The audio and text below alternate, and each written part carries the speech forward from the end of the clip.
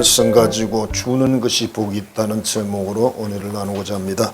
옆 사람에게 복 많이 받읍시다. 시작. 네, 다시 한번 합니다. 복 많이 받읍시다. 무슨 이야기죠? 많이 주라는 뜻이죠.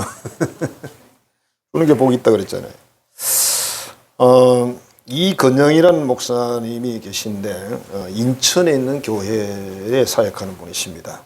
이분이 부흥 강사로 시골 교회를 1년에 몇 번 정도 이렇게 갔대요. 그런데 평소 아침 식사를 하지 않는데 부흥사 왔다고 4박 5일 동안 그 권사님 장로님 집에 숙식을 했는데 밥을 그야말로 옛날 우리 어릴 때 생일밥 차려준 것처럼 산봉우리같이 이렇게 쌓아서 줍니다.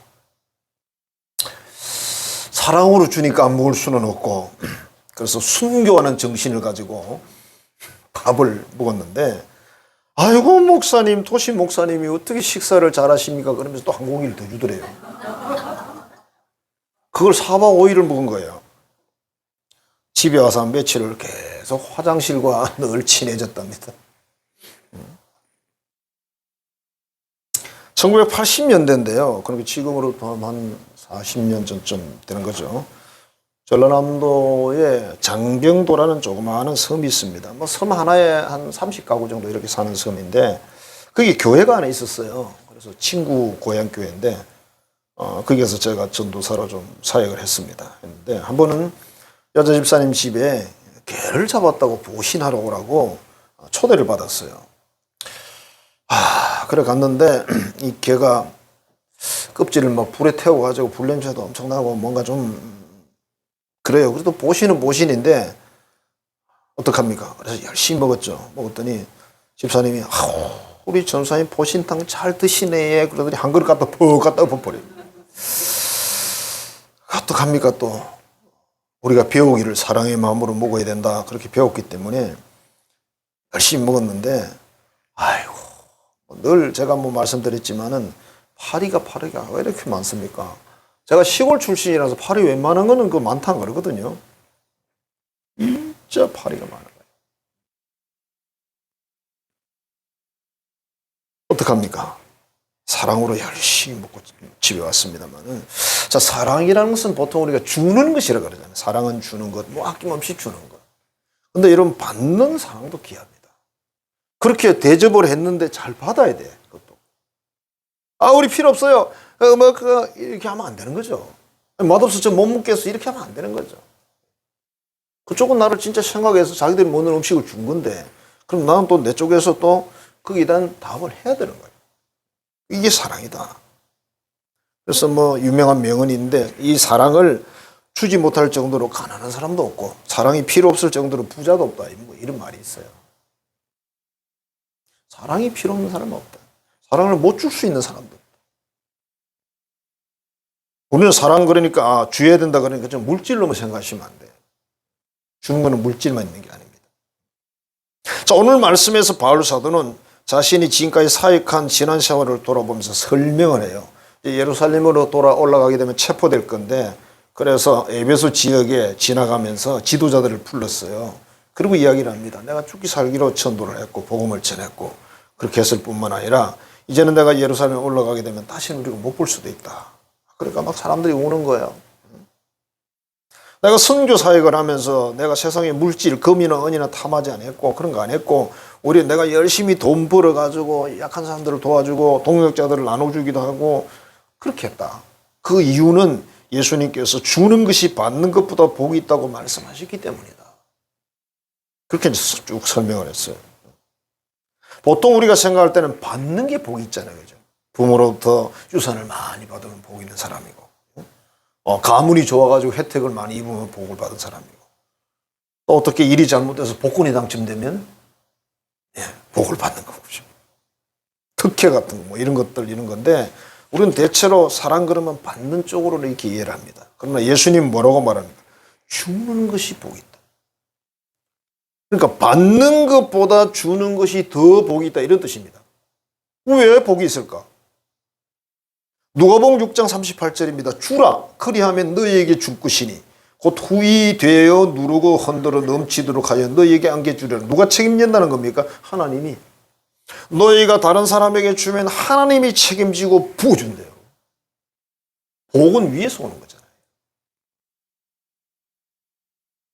더구나 태풍이 자꾸 우리가 지나가면서 농사 짓는 분들이 그죠.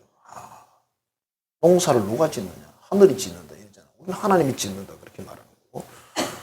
아니 과실나무를 심어서 이제 따야 되는데 태풍이 불어보니까 다 떨어져 버리잖아요. 그 벼를 심어서 좀 이쁜데 뭐 바람 불어서 확 쓰러뜨려 버리니까. 농부들 입장에서는 속이 타는 거죠. 1년 농사가 다 날아가는 거니까. 자, 준다는 말을 했을 때 주는 대상이 누구냐? 사람입니다. 우리 이웃이다. 어차피 가까운 쪽에 주는 거죠. 그죠? 그럼 이웃이 누구냐? 그랬을 때 예수님이 이런 대답을 했습니다. 유대인이 예루살렘에서 여리고로 내려가다가 강도를 만났는데 그 강도를 만난 상황이 어떠냐면 옷도 다 벗겨 가버리고 두드려 펴고 돈도 다 빼가버리고 그냥 길에다 던져놓은 거죠. 버려놓은 거죠. 옷을 왜 벗겨 갔을까요? 옷이 귀한 시대거든요. 뭐 고발하러 가지 말라고 옷을 벗기는 게 아니에요. 자, 그런데 거기에 뭐 예수님 이야기죠. 유대인들이 지나갔는데 아니 이런 생각하면서 지나갔어요. 오, 여기 강도 있구나. 괜히 도와주다가 나도 같이 걸리면 큰일 나니까 어서 가자. 그러고 갔다는 거죠. 그런 식으로 가버린 거예요. 근데 유대인들이 별로 안 좋아하는 사마리아 지역 사람이 지나가다가 불쌍해서 데리고 가가지고 치료해주고 다 했다. 그러면서 이 강도 맞는 사람에게 누가 이웃이겠느냐? 그랬을 때 그 앞에 있는 유대인들이 대답했어요. 사마리아 사람이지요. 예수님 뭐라 그랬습니까? 너희도 가서 그렇게 해라. 그랬어요. 지금 러시아하고 우크라이나가 전쟁하잖아요. 이 러시아와 우크라이나의 국가 경계선이 붙어 있어. 그죠? 가깝잖아요. 근데 이건 이웃이 아니라 뭐죠? 원수입니다, 원수. 여러분, 그 전쟁 상황이 조금씩 보이잖아요. 많이 보여주진 않지만. 건물들을 다 폭파해버리고 사람들을 다 죽이고 그러잖아요. 그 원수지, 그래요. 그게 무슨 이웃입니까? 그렇죠? 그러니까 거리가 가깝다고 이웃은 아니더라. 이웃집에 산다고 해서 이웃은 아니더라. 자, 우리가 하나님의 사랑으로 섬기거나 보살피거나 또는 보살핌을 받는 그런 상대라면 그게 바로 나의 이웃이다. 이렇게 설명했어요. 미국 열방대학교 총장이 계시는데 로렌 커닝햄이라는 분이 열방대학이라는 말은 뭐 전 세계를 향한 학교 뭐 이런 뜻입니다. 이분이 이런 이야기를 했어요. 대한민국의 번영과 한국교회 부흥 발전에 대하여 걱정됩니다. 대한민국 나라가 너무 잘 살고 경제적으로 교회가 부흥돼서 엄청나고 이게 걱정된다 그랬어요. 왜 걱정이 됐을까요?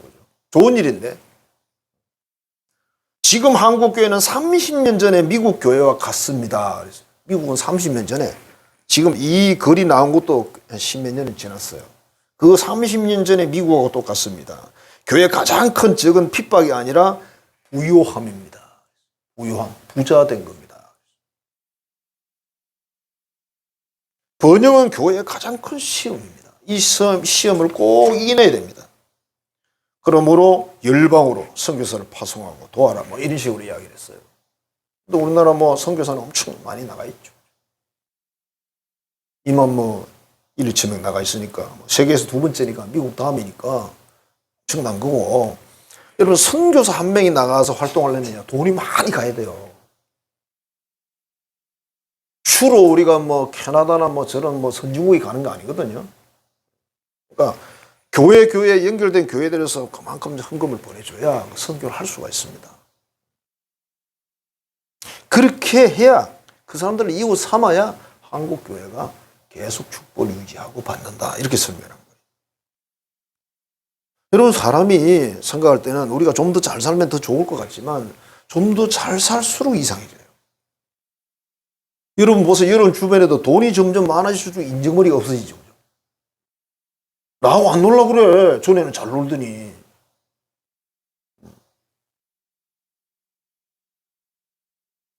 이상한 일 아닙니까 여러분? 교인도 마찬가지, 교회도 마찬가지. 이웃을 확장하라 이렇게 설명해요. 창세기 4장에 보면 최초의 살인자 가인의 이야기가 나옵니다. 동생을 죽였잖아요. 하나님께 제사를 지냈는데 자기 제사는 안 받아주고 동생 제사만 받아줬다고 화가 나가지고 그렇게 했다는 거예요. 하나님이 오셔서 물었습니다. 가인아, 니아와 아벨이 어디 있느냐? 죽은 거 다 알고 땅에 묻은 거 다 알고. 형이 이렇게 이야기합니다. 내가 뭐 동생 지키는 사람입니까? 난 모릅니다. 그랬어요. 동생하고 나하고 무슨 관계 있어요? 이렇게 이제 대답을 한 거죠.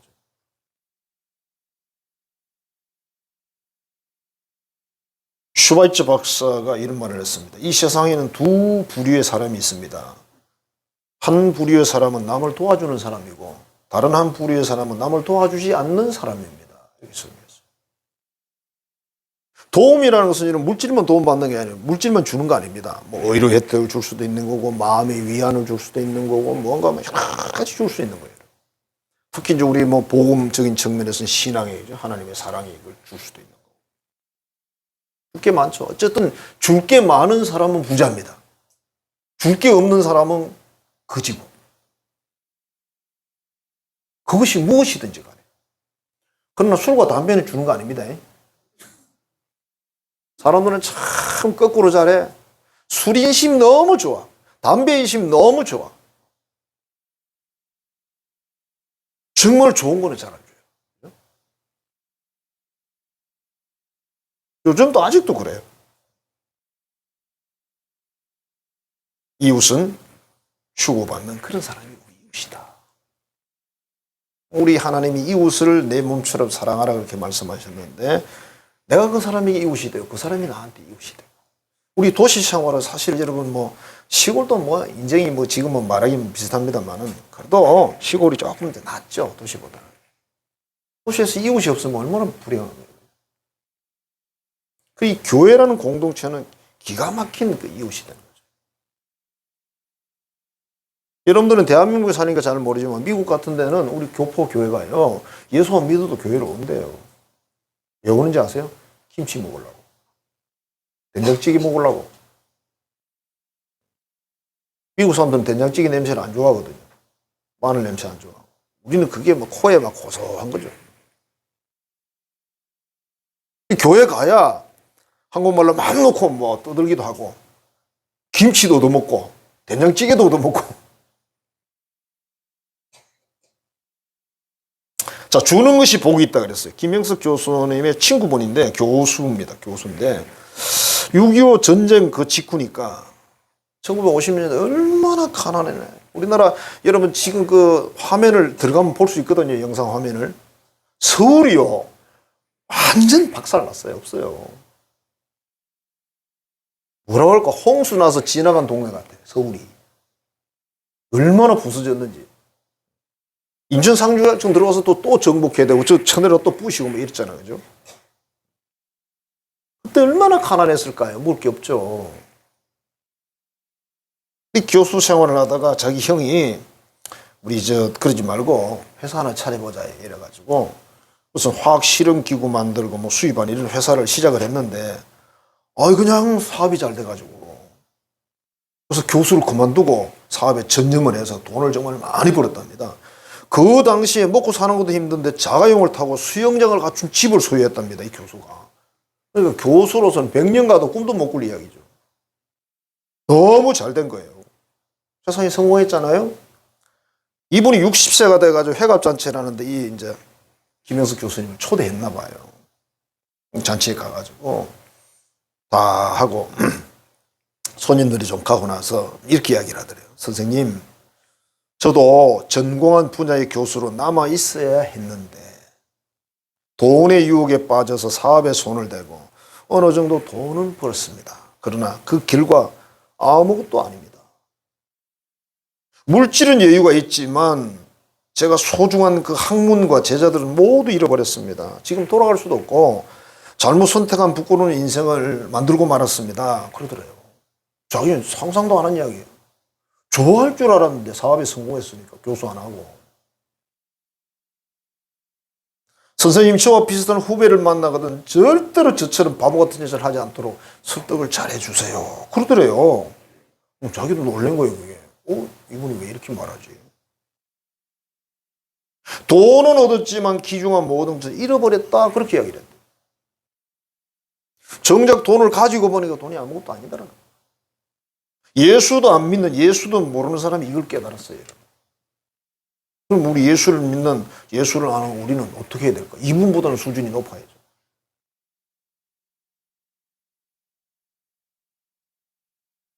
물질 때문에 팔아먹으면 안 된다 이 말이죠. 제시카 유언이라는 재미교포인데 여자분이십니다. 구세군 교단의 목사이고, 이분이 나중에 케냐 선교사를 갔어요. 미국에서 사역을 잘하고 구세군 사역을 잘하고 이제 그 은퇴했는데 어느 날 예수님이 이렇게 말했어요. 너 케냐로 선교사를 가라 그랬어요. 안 가고 싶었죠. 미국에 있고 싶지.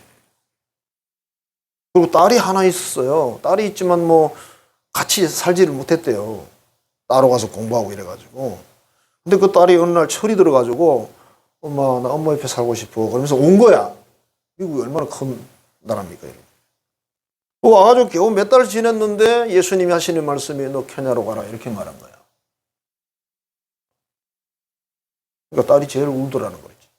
난 엄마 찾아왔는데 엄마는 케냐로 도망가네?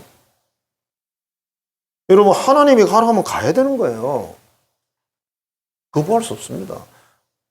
나는 그래 안 할 것 같다. 어림도 없는 소리. 그래서 하나님이 여러분들에게 아무 말씀도 안 하시는 게 얼마나 축복인지. 제발 말씀하지 마세요. 케냐 그 영상이 나오는데 보니까 그 더운 지역에 벌레 많지 막 이 사는 게 말이 아닌 거지. 이분이 책을 3권 썼는데요. 뭐 다른 책 썼는지 모르겠고 오늘 예수님 이런 말씀하셨어요. 너는 네가 소유한 모든 것에서 벗어나서 무소유가 되라. 다 내버리라는 뜻이 아니에요. 네가 가진 그 모든 것을 내 것으로. 원래는 내 거지 않냐? 내 거 맞지? 예. 원래 내 거니까 내 거로 내게 내려놔라. 지금 보니 너는 네 거라고 생각하고 쓰고 있는데 그걸 쓰지 말라는 거예요. 그리고 예수님이 이렇게 말했대요. 그것을 나에게 돌려줄 때 내가 다시 너에게 줄 것이고 이것을 네가 정말 내 뜻대로 쓸 수 있을 거다. 그리고 이 세상에 무엇보다도 네 생명이 더 귀하지 않냐? 영혼이 귀하지 않냐? 그렇게 말씀하십니다. 사람이니까 제시카 유언이라는 이 여자 목사님도 사람이니까 뭐 자기 나름 이런 건 나쁜 짓을 한 건 아니지만 자기 주머니에 오는 건 받아 챙길 수 있는 거 아니고요. 그게 안 되는 거예요. 하면 안 된다. 사람들은 가진 그것을 자기 것인지 움켜쥔다. 이거 내 건데 과연 내 것일까? 자식을 나누고 자식을 내 거라 그러고 남편 아내를 결혼해서 내 거라 그러고 그래 뭐 네 건 아닌데 내 거 맞기는 맞는데 그지? 네 거 그럼 더 이상하지만은 그게 내 소유가 맞냐고요. 내 소유면 제가 늘 말씀드렸잖아요. 내 마음대로 할 수 있어야 된다고. 내 마음대로 할 수 없는 것은 내 소유가 아닙니다. 한 달란트 받은 사람처럼 한 달란트 받은 사람 땅에다 묻어뒀다가 나중에 주인 앞에 가지고 왔죠. 우리에게 하나님께서는 여러 가지를 주셨는데 그걸 땅에 파묻었다 가져오면 안 된다는 거예요. 그 비유에서 가장 중요한 게 뭡니까? 남기지 않았다는 게 초점이에요. 남기지 않았다는 거예요. 이 사람은 본전을 잘 지켜 가져왔어요. 근데 우리 예수님은 본전 가져온 사람 안 좋아했어요. 이자라도 남겨서 가져와야지 그렇게 말씀하셨잖아요. 하나님은 주는 자에게 복을 주시고 복이 있다고 그렇게 말씀을 하죠. 주는 것이 복이 있다. 무엇보다 받는 것보다. 자, 그 다음에 이웃에게 주자는 거예요. 주는 사람이 위인이다. 여러분 위인전기를 읽어보세요. 다 준 사람이야. 좀 헌신하고 희생한 사람이 이 위인이지 자기 욕심 차려서 챙긴 사람을 위인이라고 그러는 사람이 없어요. 우리나라의 위인들 다 보세요. 우리가 세종대왕을 왜 좋아합니까? 다른 거는 모르겠지만 우리 한글을 만들어준 거 그거 하나로 그냥 무조건 그분 좋아해야 돼요. 한글이 없으면 지금 무슨 글이 있는지 아세요? 일본 글하고 중국 글이 있는 겁니다. 여러분 한문 좋아하세요? 저 안 좋아합니다. 한문을 여러분 배워가지고 제대로 쓰려고 그러면요 공부를 엄청나게 해야 되고 의사소통이 안 돼 제대로. 그래서 세종대왕이 그랬잖아요. 이게 우리 글이 우리말이 중국말하고 달라가지고 이렇게 쓰이잖아요. 그죠? 그래서 한글을 만들었다. 이 한글은 여러분 거의 세계적인 거 아시죠? 엄밀히 말하면 영어보다 훨씬 위에 있는 글입니다. 왜? 배우기 쉬워. 그러다가 표현할 수 있는 게 다양해. 영어보다 훨씬. 더구나 문자, 스마트폰에 문자 넣잖아요. 한글이 최고인 거야. 영어 복잡하고 골치 아픈 거예요. 여러분. 숫자가 많고. 한글은 딱딱딱 정해있으니까 다다다다다 잡하면 기가 막히거든. 우리 애들도 전문가 아닙니까? 그죠? 손가락이 날아다니잖아요. 그죠? 진짜 외국 사람들이 볼 때, 이해가 안 된대요. 그게. 우리끼리 좋다 그러면 안 되니까 외국 사람들이 좋다, 왜 좋다 그러는지를 확인해 보는 거죠. 그죠? 그렇겠구나. 그렇겠구나. 주는 사람이 위인이다. 주는 사람이 훌륭한 사람이다. 그게 무엇이든 좋은 거 줘야죠. 그죠? 주는 가정이 멋지고 좋은 가정이다. 그냥 간단합니다. 공식이. 주는 교회가 능력 있는 교회고 주는 국가가 강대국이고 뺏는 국가는 제가 아까 그랬어요. 강도국이라고. 강대국하고 강도국은 다르죠. 지금 러시아는 우크라이나한테 뭐 하고 있어요? 강도국을 하고 있습니다. 자, 진리의 생명의 복음을 준다. 예수님 이거 주려고 오셨잖아요. 영생을 주려고 오셨어요. 그러니까 사람들이 관심이 없어요. 예수님이 돈이나 한 10억씩 주러 와서는 난리가 났을 텐데. 예? 영생 준다 그러니까 영생이 뭔데? 있긴 한 거요. 여러분들이 죽는 순간 바로 알겠지만 그 이전에 아는 게 유리합니다. 그 다음에 하나님의 사랑을 주죠. 하나님의 사랑도 이제 그 영생하고 바로 연결돼 있고 그죠. 우리가 누군가를 기도해 주는 거 주는 거예요. 여러분. 누군가를 용서해 주는 거 그거 주는 겁니다. 이해해 주고 또 관용해 주는 그것도 주는 겁니다. 여러분.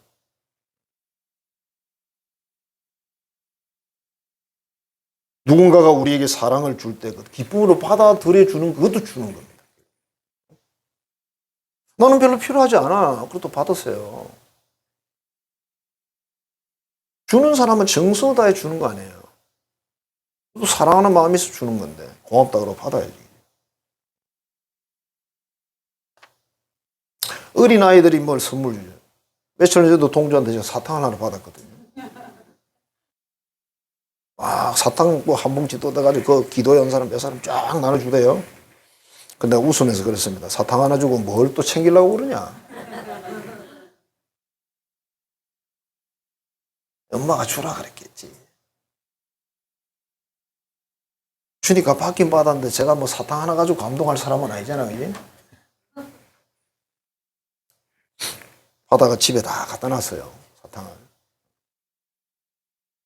언젠가 먹을 수도 있겠죠. 그죠? 근데 그 아이 입장에서는 그 사탕 하나 주는 게 큰 거예요. 지 입장에서는.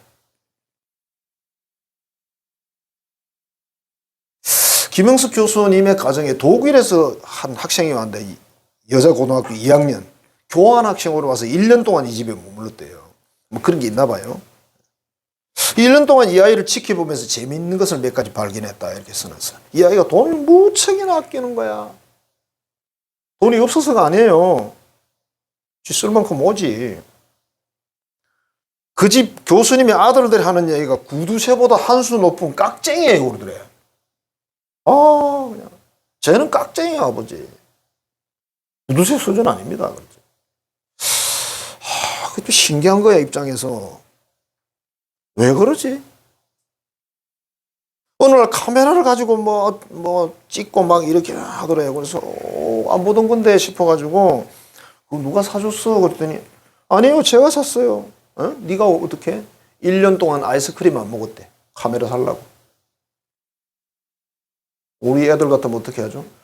아이스크림 다 먹고 엄마 카메라 사주세요 이러겠지. 안 사주면 그냥 밥 안 먹고 누워있고. 그럼 사주잖아. 그러니까 이 독일 사람들은 이걸 안 한다는 거죠. 그렇게 안 통한다는 게 그런 말이. 그런 행동이. 그러니까 이 교수님이 볼 때 기가 찬 거예요 그게. 정말 다르네. 가족이 여행을 한번 갔대요. 이게 이 아이가 지가 말도 안 해도 전국에 그 가는 지역에 제일 싼 방 찾는다고. 저렴한 방 찾는다고.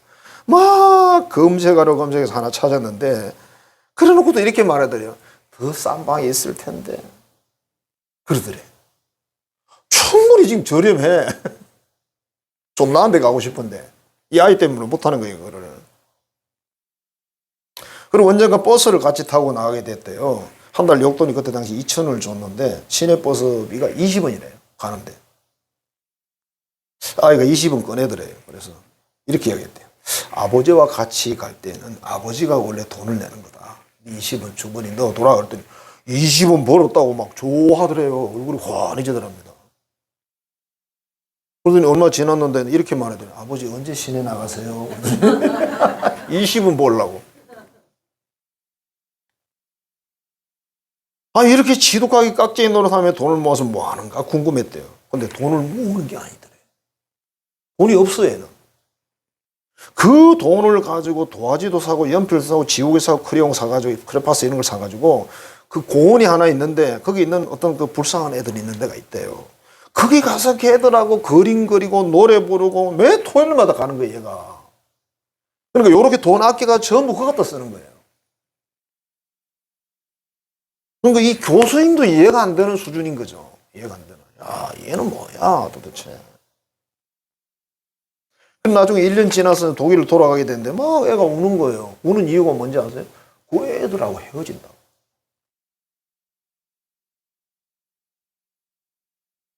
나는 독일의 습관, 전통이 몸에 밴 이 아이, 그런 교육을 받고 자란 아이로구나 하고 생각했다. 이게 뭡니까? 기독교 사상이에요. 기독교 정신이 그 삶에 배어 있는 거죠.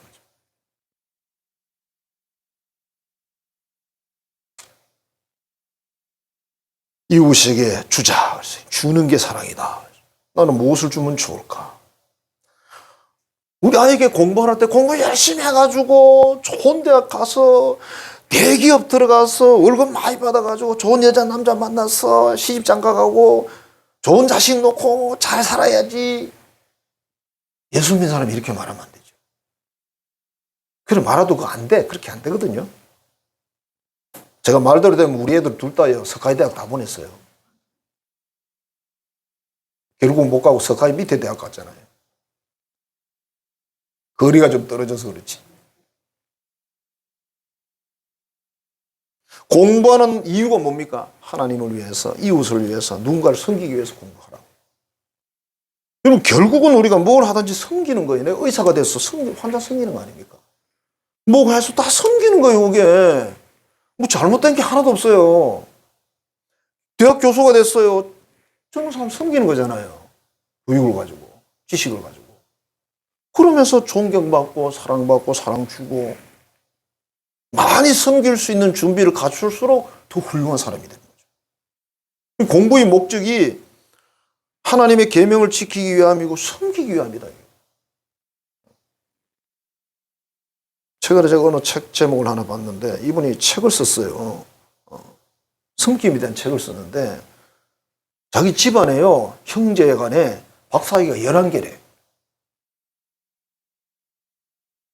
뭔가 하고 이렇게 대충 보니까 자기 부모가 우리는 하나님의 말씀을 따라 이웃을 섬기기 위해서 공부해야 된다. 그러니까 공부를 열심히 해야 된다. 그렇게 늘 강조를 했는데 이제 사위, 며느리 전부 박사인 거야. 그러니까 쉽게 말하면 박사학위 11개를 한 집에 이 집은 사회적 공헌도가 어느 정도 될까요? 사회적 공헌도가? 또 이렇게 교육을 받았으면 이 사람들이 얼마나 잘할까요? 세상을 바꾸는 거죠, 그야말로. 공부만 잘해야 되는 게 아니에요. 부지런히 돈 벌어서 뭐 할 거냐? 섬기기 위해서. 내가 기업을 돈 많이 벌어가지고 뭐예요? 나만 좋은 집에 살고 그게 아니고. 어떤 기능을 연마했어요. 이유가 뭡니까? 섬기기 위해서. 그렇게 해서 돈을 벌든지 그렇게 해서 기술을 해서 뭘 하든지 말이죠. 저축하는 이유는 뭡니까? 쓰기 위해서 아닙니까, 여러분? 저축은 쓰기 위해서 하는 건데 원래. 저축해놓고 이러면 죽었어. 웃는 사람이 따로 있겠지만 아들 있으면 며느리가 많이 웃을 거예요.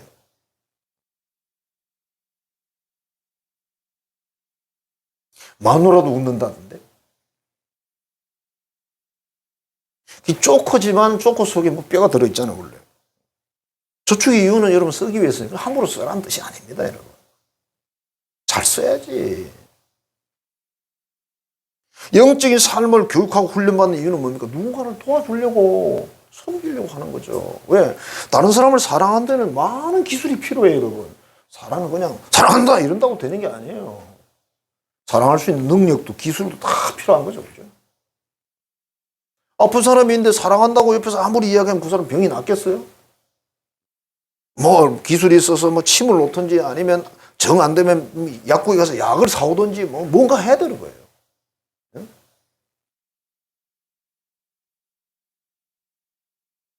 기독교인이 행하는 모든 일들이 뭡니까? 첫째는 하나님을 섬기는 것, 두 번째 이웃을 사랑하는 그 일을 위해서 모든 게 준비돼요. 그렇게 한다고 해서 우리가 거지가 되는 거 아닙니다, 여러분. 야, 그래, 다 퍼주면 나 굶어 죽겠네요. 굶어 죽도록 퍼줍니까? 뭐 하려고? 그러지 마세요. 아니, 어떤 사람이, 아우, 나를 도와주는 사람인데 그 사람 굶어 죽었단다. 그러면 뭐 기분이 좋겠어요?